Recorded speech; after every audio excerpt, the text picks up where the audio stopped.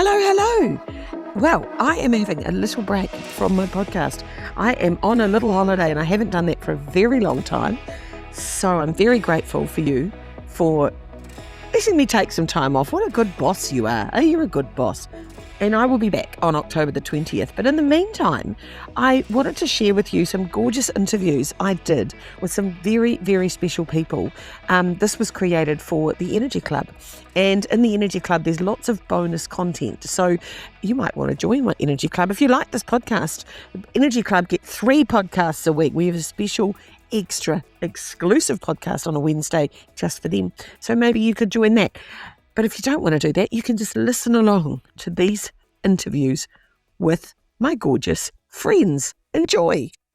Thank you for joining me. I'm so bloody excited about this conversation because not only are you one of my favourite people to have conversations with, this is kind of a really exciting topic. So I've got favourite person, favourite topic. Like I've won today. Yes, won the lot of conversations. No. You see, straight away, you have assumed that I haven't heard any of these before, and I know that everybody you have on is one of your favourite people. Well, they are though, because the whole point of the Energy Club is me introducing my favourite people. So I go, who are my favourite people in anything to do with energy? And I go, right, well, we had Susan talking about the physical stuff. We've had Leslie talking about the emotional stuff. And I'm like, I get excited, and I collect people, as you know. Cool. I like to collect a good collection of humans, and you're one of my favourites. So it's a pleasure and an honour to be in that company then. How good's that? So, mental energy, where do you want to start? Like, I love that you help people to kind of harness their difference, and we are both pretty odd, aren't we? Really, I think. Yeah, for sure. Is it okay to say that? I mean, it's okay to say that because we know we're odd, but I think, is everyone odd? Or do you just think there's a few of us that are odd? Or do you think everyone's odd? I think everyone's odd. I think a lot of people hide their oddness. Yes. I think people are scared of their oddness. I know I certainly was for a very long time. But I think everybody is odd and everybody has a lot of oddity. I think the secret to a fun, fulfilled, happy life is accepting that you've got some difference and that there's some utility, some usefulness in being different. I can remember coming up, having a chat with Cole, who you know, and we came up with this wee line, where difference lies the ability to make a difference. And I think that's that's a lot of the work that I do. I don't care about people's physical difference and what you can actually see. I love the difference that sort of resides within people's minds and in their brain, but also their experiences and their angst and the stuff that they're scared of. And because I'm all of that. I mean, walking. No, I think that's where you and I met, because you and I quite like to get down and dirty in the, in the gravy dish, right? Of like, what's in the fucking corners? Like, what's the bit you haven't told me, and what's the thing you're freaking out about? Because we all have that. And I think once we know we have that, it unveils the fact that we then know everyone has it. You know what I mean? Like, it's like, because people often say to me, oh my God, have you been like following me around, or how do you know what my life's like? And I'm like, mate, we're not that different. Do you know what I mean? Most humans actually, we all have quite similar problems, don't we? We have this whole, do you like me? Do I like me? What the fuck am I doing now? I've just made a massive mistake. How do I recover? They're just normal everyday, they happen every hour for me, All the time. And I work with a lot of people with ADHD and dyslexia, and when they actually get those formal diagnoses, the thing that pisses them off, and certainly pissed me off when I certainly was diagnosed with ADHD, is people go, well, of course. And I'm like, what? Like, what do you mean? Like, I thought I was walking around hiding this. And they're going, of course you have. and it's what a lot of people say. I just had a friend who's been diagnosed as autistic and rang me going, fucking hell, oh my God. And I started laughing and she went, yeah, shut up. I know you knew. And I'm like, 100% I knew, like, oh my God. And she's like, yeah, but fuck, why didn't you tell me? And I'm like, well, you can't actually just go up to people, or can you, and say, hey, mate, you're autistic. And I don't know that it's useful, because it's like, totally. I hate the word journey, but everyone's on their own little journey, aren't they? Yeah. And they've got to work it out. Yeah, and I don't think... And I think you've got to come to it when you're ready too, right? You've got to be in the space or something happens. Do you Mm. want to talk to me about what was life like before you knew you were different or before you had accepted it, but while you were pretending, and then compared to the other side when you're like, yeah, fuck it, I'm a bit different? I don't think there was ever a time when I didn't think or know I was different, right? That's been my whole life. I think and on the other side of that is spending 45 years of my life, now 47, doing absolutely everything I could to hide like the real me. So, the ADHD me didn't know anything about that, but knew I was a wee bit different. Knew that was why I didn't fit in at work, why I struggled with some things, but also had to just run when people figured out that I wasn't as good at things as I made them believe I was. Not necessarily lying, but certainly there was a bit of trickery in that as well. There was that, like, I'm dyslexic as well. I've got dyscalculia, which is the numbers version of dyslexia. So I don't know which way clockwise is. I can't imagine which direction that is. I can't hold that information. Good thing, there's only 2 options. So if it was an Olympic sport, I'm at least guaranteed a silver medal. So I'm quite happy about that. But also, like, the biggest thing, I think all those sort of revelations were leading up to, well, how do I come out? Because I always knew that I was gay, but I was like, but I lived that straight life. Had girlfriends, married one of them. We had kids, and did the big straight life. And there was safety in knowing I was different, but hiding that difference as well. And because there's so much safety in pretending, though, isn't it? It's a lifelong habit, right? And so you get really good at it, and so it becomes your normal.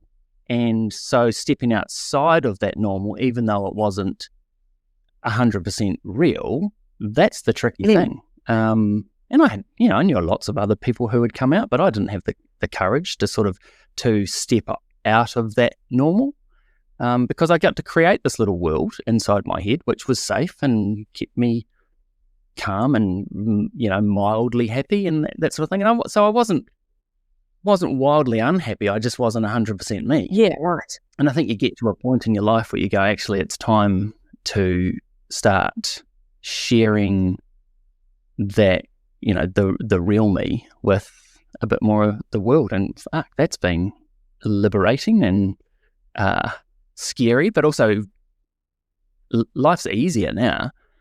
Oh, and brave is quietly really brave, because it's very scary, isn't it? When you're basically putting all your relationships on the line, going, I'm about to share some shit with you, and you may or may not be in my life now. You know? A whole shit, 100%. Like you've hit the nail on the head. And so part of it is all building up to, I remember sort of staggering the conversations with people, and even though I was married and I didn't want to tell family and all that sort of thing, it was my dad who I really didn't want to tell, because I'd sort of either through conditioning or through just whatever, maybe I just picked him. I just chose him to be the bad guy, and thinking he'd be the hardest person to come out to. And it turned out he was the easiest. And I was like, why did I waste all this time and energy and angst and fear and all this? And like, it was just pointless. But also I when you often hear this, like, you don't come out every day. I mean, you don't come out once, you come out every day. And that sort of thing. And I think it was just the tiring nature of that. But also it means so little, and it is of so little consequence to so many people that having that courage to then do something and be yourself, and then to go, you know what, it's not that bad. It wasn't anywhere near it. Yeah, no one died. And actually, you're 100 times better. And it's and all that, because it's literally leaking energy, isn't it? Like, there's so much energy you're wasting every moment of every day. And whether you're whatever it is, you're not expressing in yourself. Whether that numbers and me have a fucking bad relationship, or whatever that is. And I know that for me, I've always been really comfortable with a kind of a nature, and I actually attribute my father to this, that I was always just like, I'm great. and I just need to work out how the world could move around me. Yeah. Like I never really doubted. I've had a lot of confidence my whole life. Yeah. And I remember you and I having this conversation a long time ago, and you were like, how are you so fucking okay with how you are? Yeah. And I'm like, well, I just am. And because I am who I am, and I'm the only me, and I'm the only one who understands me. And I think that's our job, is to understand ourselves. And a lot of people don't get to that. I work with a lot of people, as I'm sure you do, who get to this very late in life. They're 50 going, oh, fuck, I don't know who I am, right? And I think understanding yourself, and just, people always say to me, how do I do that? I'm like, you've got to notice shit, right? You've got to start going, fuck, I get really agitated when that happens, or I don't cope well when this happens, or, you know, what is it that makes you feel good or bad? And then why? You got to listen to yourself though as well, because we have that inner voice, which we either we discredit or we don't listen to, or because when you say, I've always had this sort of inner confidence, I've always had that inner confidence. I always knew I was going to be okay. I knew that, and we've talked about this a number of times, that no matter what happens, I just know I'm going to be okay. I could survive anything. And sure, I don't actually know that, but I feel that. And as a result of feeling it, I think it. And that gives me an inner confidence that didn't give me the confidence enough to then to come out or to be 100% myself all the time, these sort of things. But what it did do is it made me feel okay within that shell to go, so while I don't have the courage to come out, I do have the courage to tell myself that I'm okay. And I love that. I love one of my favorite definitions of confidence is not that you'll always know what to do, but when you don't know what to do, you'll know what to do. Yeah. And it's like, even when I don't know what to do, I go, it'll be fine, because I don't know, something will happen. Like, because even in that, I think this is why we get to this, as you say, 50, and people go, fuck, I don't know who I am. It's because we've listened to something about ourselves that made us feel safe for a certain amount of time, and then there comes a point where we go, oh, I'm starting to question that a little bit. And we don't give ourselves the space or the room or the or even the permission to go, that's allowed to change. Because here I was, pretty happily married and with kids and a career, and having whatever, relatively successful and doing cool stuff. And I could rest on that, but there was something that said, no, you've got to do something different. Like, you need to be 100% yourself. And as a result, I had to break some stuff, and I had to break some rules, and I had to let a whole lot of people down, and I had to hurt people, but I had to give myself permission to do that, because I think it's also how we use the mental energy to go through that process and how we do that. And I have some guilt and shame, but I still think I did that in the most human and humane way I could have done that for myself, but also for my family too. 100%. Yeah, so that permission to then go, it's actually what it is. I think it's permission to change your mind. I love that. And I wrote in my first ever book, and Look, We'll Just Be Happy, I wrote, sometimes the only thing you can change is your mind. And it's like, people go, oh, I've got no choice. Like, you can change your fucking mind. Just change your mind and go, I don't like this anymore. Or like, I don't like, and like, even I was talking to someone the other day who's got in a really shitty relationship with her daughter, and they're in this kind of toxic headlock, and they're both trying to alpha female each other. And I've had this with Tilly, like, and we've done this a little bit. And you get to go, oh my God, how did we get here, where we just argue all the time and we butt heads and we see each other as opposition, and go, hang on, no, let's not do that anymore. Let's change.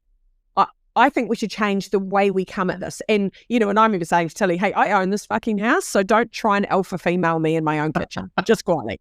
Like, happy to meet you outside. It's a bit like, okay, do you want to take this outside? Because if you want to meet me outside on neutral turf, we can go here. But I own this house, and it's a privilege for you to live here. So don't actually talk to me badly or treat me like shit in my own home, because it's not acceptable, even though I'd put up with that for a little bit of time. And then you go, nah, actually, change my mind. This is no longer how we're gonna. Yeah.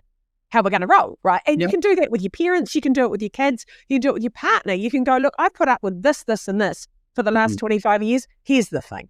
Yeah. I've changed my mind. It's no longer acceptable. And I've even had some friends, lifelong friends, who have said to me, you kind of duped us into who you were. I don't think I can be your friend. Essentially, they're saying, I don't think we trust you anymore.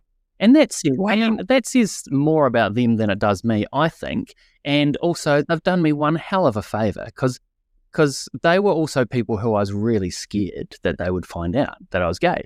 And that was a waste of time and energy and emotion. Because they're not there now anyway. Because now, that's right. It's like, thank you. Like, you did me a favour because eventually we probably would have fallen out anyway. But they were like, no, I don't think we can be friends because of this. And I'm thinking, that's a pretty lame excuse. But I totally get it. I understand it. You're welcome. Go for it.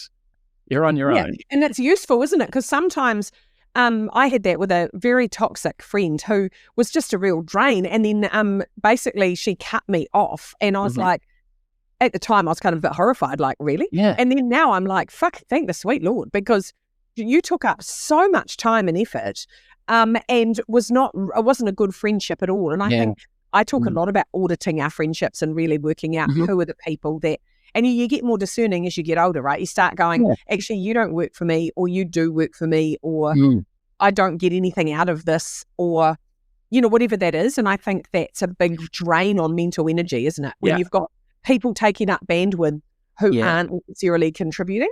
I think one of the many things that I love about you is the way you give everybody a crack. Like you'll bowl up to anybody or allow people to come up to you, and you'll meet them, and you won't just transact with them. You actually have some sort of connection, or you'll do something in a way that makes them.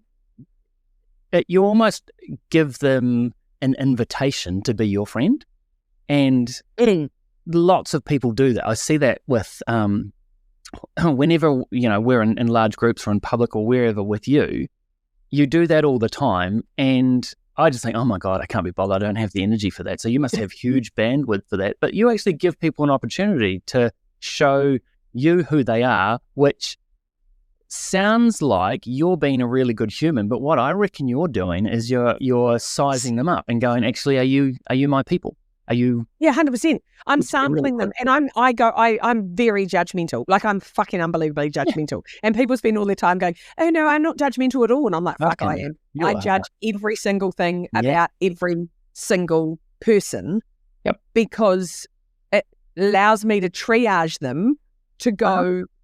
Yes, you should be in my life, or no, you shouldn't, or fuck, you're someone I want to talk more to, or no, you're not, and be discerning about that with those people. Yeah, that's right. I mean, and I think you're quick to do that. You're open and you're really transparent and sort of overt with that, and not many people are.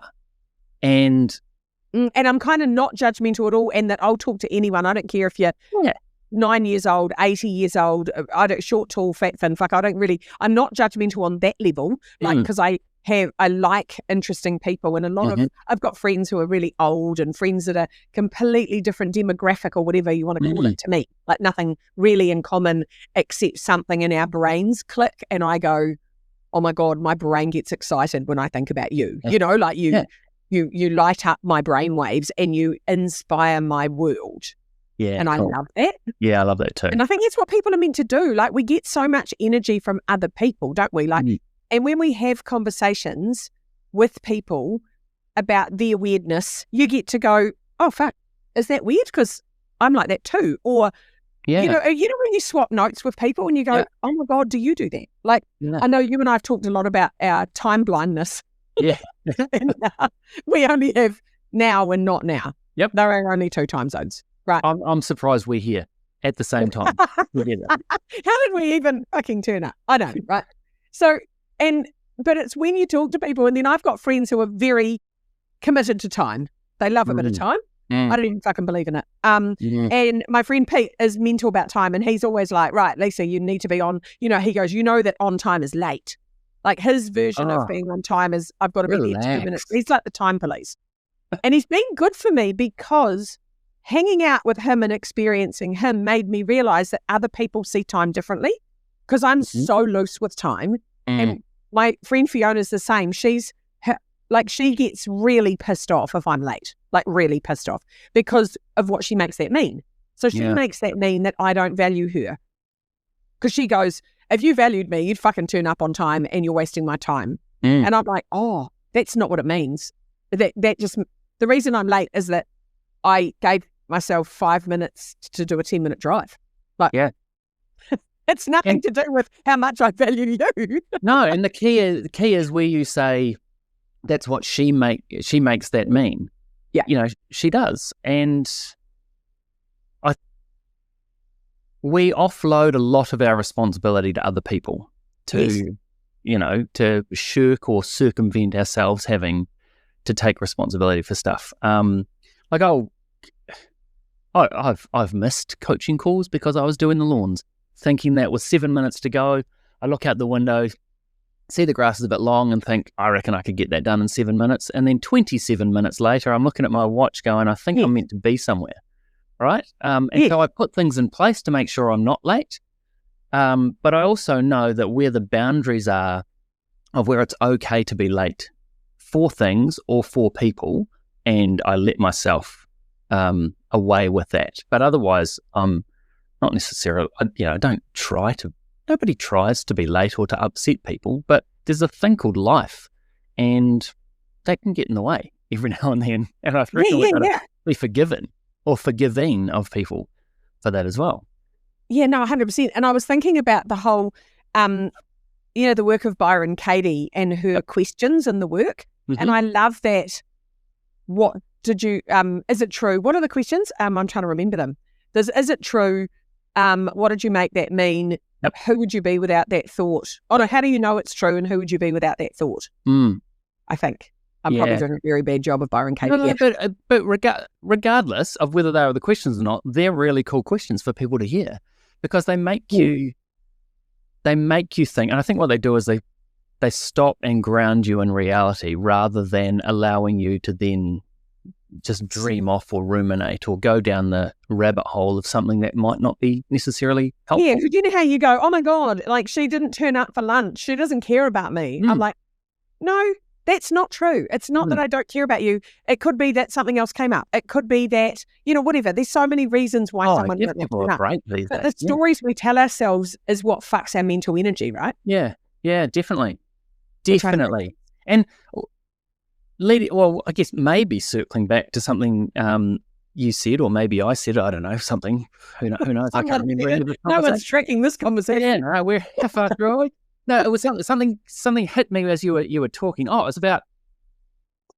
Oh, you were saying when you find out that someone else is interested in something that you think might be a wee bit weird about yourself. I love when people tell me stuff that I'm not interested in, but I love the way they get all lit up by stuff. And insane. It's so cool when you go, I've got no idea what you're talking about, and I don't even know why you would find that interesting, but fuck, I love the way that lights you up, because out of the 7-minute conversation we've had, you have never been more animated than when you were talking about, whatever it is, leaf litter. I've got a thing that I love it when I talk to someone about something and they do the actions.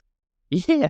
Like, because I was working with this guy and he was like, oh, and I'm like, what did you do on the weekend? And he went, I went mountain biking. And he kind of shuddered and looked like he was on a mountain bike. And I went, fuck, I never want to go mountain biking, but I love what you just did. And it's like, no one ever goes, what did you do on the weekend? Oh, I vacuumed. Like, no one does the actions for fucking vacuuming or wiping a bench. But, when you're excited about something, you get animated, and it's that sparkly eyes and the animation that you can tell a whole lot of lights just went on in front of people. And I guess you and I work with so many people that's what we're looking for. It's like, when do you get lit up? And, people, I was talking to a guy the other day and I said, so tell me what you love. Yeah. And he was like, oh, I really love my job. It's just really every day's great. And I was like, fuck off, you do. And he went, and he was really offended that I said that. But I said, oh my God, there's not one vibrational cell in your body that moved then. When you said that, nothing fucking moved. And it's like, when you think about something and it has an impact physically, so when your mental energy starts to affect your physical energy and you start to move or get excited, or then you know, right, that you're in something. Yeah, for sure. You know what I mean? Like something that, and it's like, what actually, one of the biggest challenges I've had on this energy book tour is talking to people and going, so what fucking lights you up? Like, where are you getting your inspiration? What's the thing that makes your head go, oh my God, I'm so excited right now? For me, it's like, I love books. I just want to lick their pages. And I get so excited when I'm reading a book. And I know really quickly if a book's a fuck yeah or a nah, oh my God, this is going to change my life. You know, this is going to change my life book, or a, and I don't make myself finish it. You know, some people go, I have to finish it. Why? No, never finish one in my life. Not doing that. But even with people, I saw a thing the other day that it would be really nice if someone was talking and you could tap them on the head to pause them. Imagine if someone was boring and you could just go, fuck, tap, and just go, I don't want to hear any more of your shit. And walk around. Yeah. I don't want to hear any more of your shit. And that's probably not a good suggestion, but it'd be fun. And it's like, you know, when you meet someone, and I'm like you, it doesn't matter what they do, it's how they feel about what they do. And when you're excited about something, it's contagious energy, right? Yeah. And when that's what I love. Like, but like us having to do stuff over Zoom, like it gives us a good opportunity to see, like, I do a lot of online coaching with people who are sitting in horrible, falsely lit sort of meeting rooms at work. Yeah. And so there's nothing there to light them up. So it's a really good stage for them to, if we do start talking about something that lights them up, you really see it, like it's amplified. And I love the simple work of just pointing that out and go, how you've been in the last 3 minutes is so much more energetic and animated than you were the previous, 27 minutes.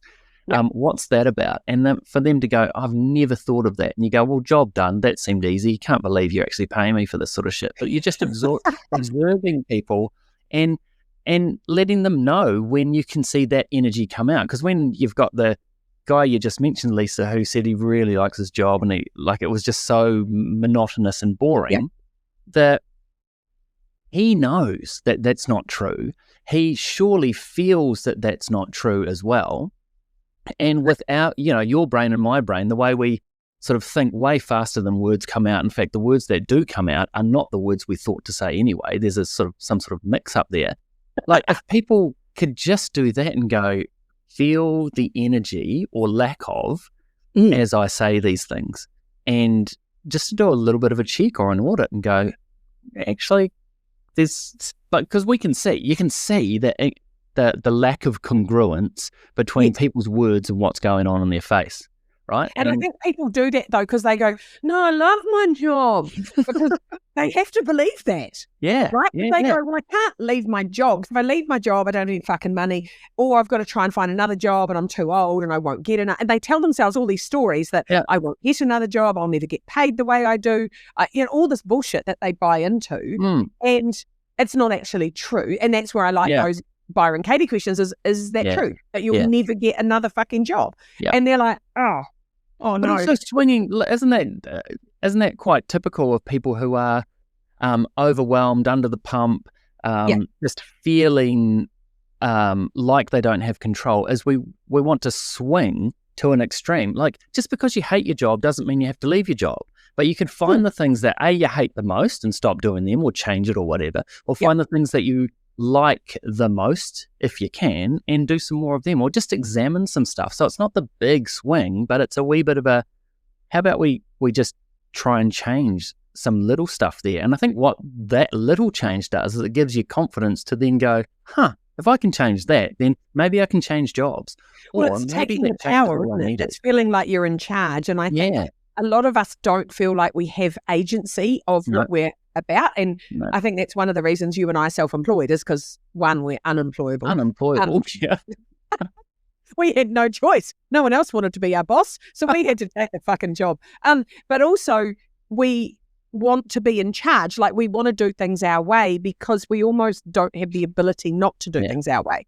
Yeah, for sure. I mean, like, I don't have an ability to really and unfortunately, the older I get, the less flexible I'm getting. I have to be honest and say I'm not as flexible about I could do it that way. I'm like, no, I probably can't. No, I think That's an interesting choice of words, though, right? Like I'm less flexible or more inflexible, or maybe you're just more you. Like, who says we have to always be flexible? I'm more committed to being me, so I'm less committed to pleasing someone else and going, yeah, sure, let me do it the way you want. I go, nah, fuck, here's the way I'm going to do it because it's quicker, faster, better. And I'm sure that's not always that great for the people around me, but it's fucking good for me. Mm-hmm. Yeah. And all power to you. I don't mind that. I think putting yourself first and going, what is the best way for you to do this? Yeah. I think it's a good idea. Like, setting yourself up for success.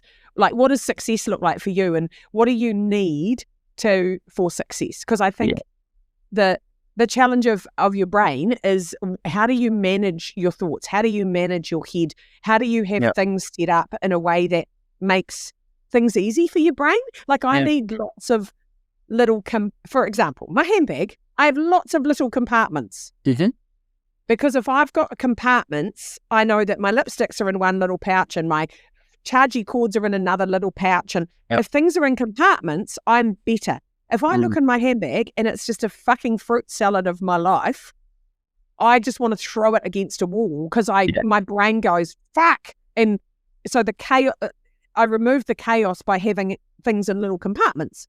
Yeah. And that really works for me. Now, some people go, oh my God, I couldn't be bothered opening all the little purses, but I go, no, I like it. I like that little compartmentalization, you know? Yeah, I get it. I like to compartmentalize some stuff as well. Probably because, and that may be a overcompensation for not being able to compartmentalize things in my brain. And 100%, I'm sure that's the same for me. I'm sure I'm doing that because my brain looks like my messy handbag. And if my brain had pouches, that would be great. So this is the thing. I wouldn't want pouches in my brain because I love the way it operates. I love how freakishly odd sometimes it is. In fact, I'm surprised more people. I don't think people think I'm weird or nuts or. I think you come across very normal. Yeah, I know that, and I think that's a lot of that conditioning, right? Who's not? I think you come across so normal. And you know so what I mean? Like, part of me goes, I know, but part of me goes, oh wow, wicked, I managed to play the game, and another part of me goes, oh, that's disappointing. It's like, there's bits of me that Lisa doesn't see, and actually, I think they're probably things that you don't need to see, because it's fucking chaos. I think I see all of you, but I laugh at what other people I think see because I don't think. I you know what I mean? Like, because and because I've got a bit of a mad persona. Front, and I do that kind of deliberately because it helps sort people out as well. So I like the idea that if I'm wearing crazy, like I was in Oamaru last week wearing my Cookie Monster coat, which is 4 inches of shaggy blue fur looking. I look like fucking Cookie Monster, and I've got earrings, bigger than most people's dinner plates, and I'm wandering down the street and the response I get from people, I can tell instantly whether they're likely to be my people or not. Yeah, nice. Because people either go, oh, fuck, you're interesting, or they go, oh, my God. You can see them go, oh, Jesus. And some, a man crossed the street. Crossed the street because I think he thought, fuck, here's a man.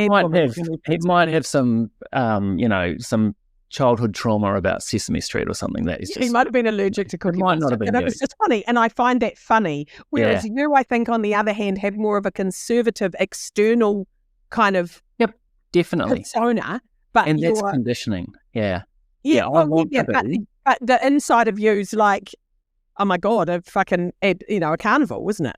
Oh, for sure. And I can remember talking to you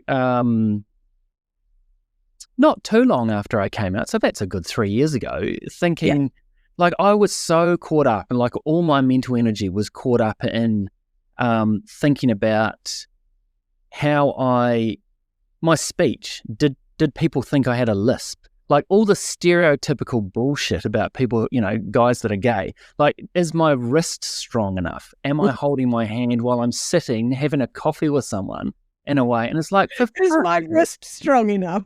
It's like, just ridiculous stuff that I'm pretty sure nobody was looking for. But if they were, who cares? It's a wrist. But it's like, but I just got so caught up in that. And because that is all of my upbringing and all of my teenage years, all of my, multiple decades as an adult, it's really hard to let go of. But also, but it's how we waste energy, right? Worrying about our wrists. And that's a really good example of the stuff we think will matter to other people, or we think one of the most, actually, I've lost the word. What's the word? Not relieving. One of the most freeing thoughts that someone ever shared with me is, you don't matter, and that no one fucking cares. No because one is watching. We have this weird thing where we think we matter, and then we think we don't matter. And, you go, oh my God. And when you go, I don't matter, we walk around going, oh, I don't matter, and my needs don't matter, what I want doesn't matter. We put ourselves second. But at the same time, we do honestly think that everyone notices everything about us, and that they're watching. And it's like, you know what I mean? Like, it's like no one fucking cares. Everyone's so busy making their own shit up and doing their own life. No one's really that obsessed with you, as in really keeping an eye on what you're doing or what you wore, or like I had a friend, we were rushing to go out, both of us completely late and useless. And she goes, we're already 20 minutes late to an event. I have to shave my legs. I'm like, what the fuck? Why do you have to shave your legs? She's like, oh my God, because everyone will think I'm bloody dreadful. I said, you're wearing like a skirt down to your ankles. Who's looking at your fucking legs? And no one cares. And she was like, we kind of had a bit of an argument about it. And then when we got home, I drove her home and she goes, no one noticed my hairy legs. I said, see, how many people came up to you and said, fuck you for going out with hairy legs? But we get to go, oh my God, I can't leave the house with hairy legs because someone will notice. No one fucking cares. No, not at all. I do think like society's set up in this, like we're so competitive and we compete for everything, and that really sucks. But what that does is conditions us to be comparing us against other people, and with brains like yours and mine. So I value or valued the things that I couldn't do that I saw other people do with ease, like marry up rows and columns in a spreadsheet. I think people who can navigate spreadsheets are just amazing. Yeah, I can't do spreadsheets either. I can't do it. And I can't do it. And so the things that I can't do well, I value in other people. But the flip side of that is I don't value the stuff that I can do well, because most of what I do in my job comes so naturally it doesn't feel like work. And because I haven't had to try or put in any effort for it, I don't think it's very valuable. But that's unconsciously competent, right? You're so good at it, you don't know you're good at it, so then you don't think it's amazing. And it's like the stuff that most of us have superpowers that we are unconsciously competent in, where we don't know how fucking amazing we are. Yeah, for sure. People, I know in New Zealand especially, people aren't really good at pointing it out. People aren't really generous and going, hey, in that meeting, you were fucking extraordinary. The way you were so calm and patient, with Gary or whatever. Yeah. No one points it out. And they walk out going, fuck, Callum was amazing in that meeting. But very rarely do people go, oh my God, the way you did that was amazing. Or the way you just handled. Actually, I was on the phone to my dad the other day and he was being a little bit troublesome. And I got off the phone and my daughter said, oh my God, Mum, the way you just handled that was so amazing. That was beautiful. You were so kind and so, but really direct with him, and it was really well done. And I was like, fuck, I appreciate it. I said, thanks, because it was really hard. Yeah. And I really appreciated that feedback, because I don't think we notice enough, do we? We don't. No. Or we do notice, but we don't actually honour people by telling them what we see. No, we don't. For other people, I also don't think we necessarily recognise the stuff that we do well in ourselves and give ourselves that pat on the back for going, because we are conditioned to think that anything we achieve has to come through some hard work. And if we gain a skill, that is through having tried. Whereas if we do work we love, that in ways that come naturally, and it doesn't feel like work or feel like we're trying, you can go, actually, I don't know if it's not that hard. I didn't have a hard day, so I can't have actually had much impact. But I think they're probably the days where I have the most impact, is where I haven't tried and I've just gone through being me and it's worked for the other person. I'm like, fuck yeah, that's all good. But we don't. Isn't it lovely? But we sort of don't value it, do we? Because we go, no, unless you've really toiled and struggled, then you haven't worked hard enough. It's such a... And to earn a holiday? Fuck that. Yeah. Yeah. Yeah, it's the belief thing, isn't it? And I think our beliefs... So what do you reckon, just to quickly close up on this, because I could talk to you all day, what do you reckon if we're talking about sort of noticing, and how do we kind of embrace who we are? How do we notice and kind of... on the biggest question in the world. Well, yeah, that's a big question, but you know what I mean. Like, just give me your best tips for kind of making friends with yourself, or identifying what you need or don't. I don't know, whatever you want to close with, really. Don't give me endless options and go, oh, you just say what you want to say, Callum. Well, why don't you just say something fabulous and then make friends with yourself? That's such a good line, right? Because you've got to be with yourself for the rest of your life, right? You're in a relationship. Yep. 100%. And we don't invest in ourselves. Like, I take myself out for coffee, I take myself to the movies, I take myself for a drive, just to really lean into me. I think the conversation with yourself, asking the question why did I react that way? Why do I respond? Why do I think that way about that person? Like when you're driving home today, or when you're walking down the street and you choose to hold your breath as you go past someone, or you choose to not look someone in the eye, or you look someone in the eye, or whatever you do, just to go, why did I do that? What's that about? Because I reckon tapping into those things as to why do I do the things I do? Why do I think the things I do? Why do I feel and believe the things I feel and believe about myself? Some of the most powerful questions, because you spend, as you say, a lot of time with yourself, but you get to answer those questions every interaction you have.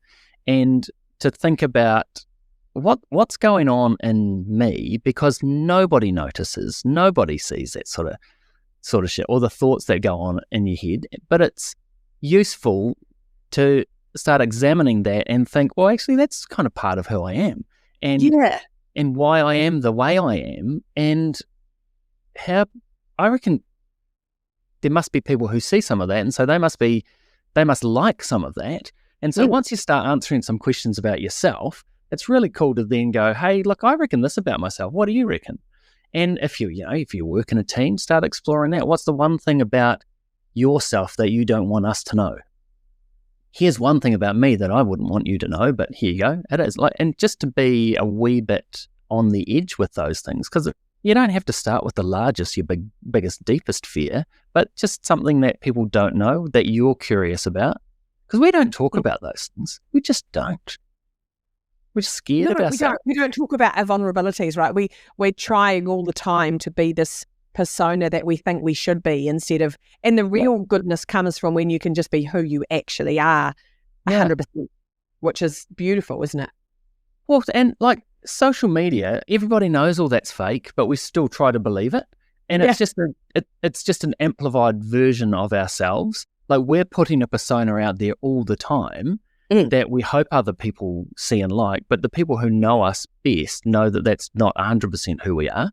They've got some other intel, sort of more of an insight into us, and they love us because of the stuff that they know that maybe we think they don't know. I reckon they're really cool conversations to have with people. What do you know about me?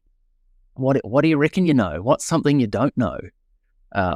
Because these are all questions that we don't necessarily ask ourselves either. I think people don't know stuff about themselves, though. I think they're conversations, because it's like, well, I don't know how I feel. I don't know what I think. And I do a lot of work, belief work with people, and people go, I don't know what I believe. And I go, what do you think happens when you die? And they go, I don't know. And I go, I think you do know. If you didn't know, what would you say? And they go, oh, well, my mum said I'd either go to heaven or hell, and I've just kind of always subscribed to that. And I'm like, yeah, but what do you think? Like, we're so scared to think for ourselves because we get bullied into thinking things from people superior to us, or older than us, or in charge of us. And we own all those thoughts. And I love examining thoughts and going, what is this thought? This is a thought. It's, like I was talking to this woman, she's got a thought that all men are bad. So she's had a terrible experience with a lot of really bad men. And so I'm like, that's great. And I appreciate where that's come from, but is it true? Like, are all men bad? And she's like, well, yes, I think so. I'm like, Okay. Okay. I can give you a list of fucking amazing men who are amazing. And I said, could you open your mind to thinking there's a couple of good ones, just one or two. Yeah. And she was like, oh, I don't know, and But you and her are talking at cross purposes a wee bit Yeah. as well, because you've both got different criteria on what a good and a bad man is. well, then we had to work out what was good and what was, Yeah. what our criteria was. Yeah. But it's interesting that we just have these beliefs that lock in. This belief Yeah. locked in for her when she was 12 years old, Oh, wow. and she's now 48. And so the belief's like a fucking cabbage tree that's grown and it's got big Yeah. roots, and it's very hard to get out once it's a big old belief. Oh, and those leaves, fuck, through the mower, you can't compost them. Jeez. I compost them. I know. I love cabbage trees. They're one of Same. my favourite things. Right, Same. well, I have loved this conversation with you, the professionally curious Mr. Callum McKirdy.